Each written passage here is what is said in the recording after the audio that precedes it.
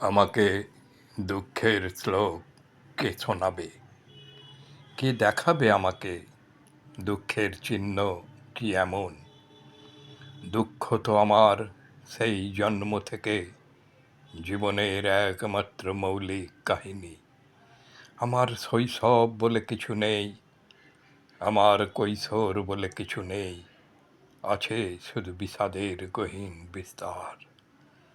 দুঃখ তো আমার হাতের আঙুল, আঙুলের নখ, দুঃখের নিখুঁত চিত্র, এ কবির আপাদ মস্তক।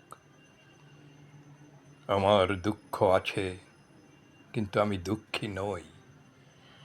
দুঃখ তো সুখের মতো নীচ নয় যে আমাকে দুঃখ দেবে।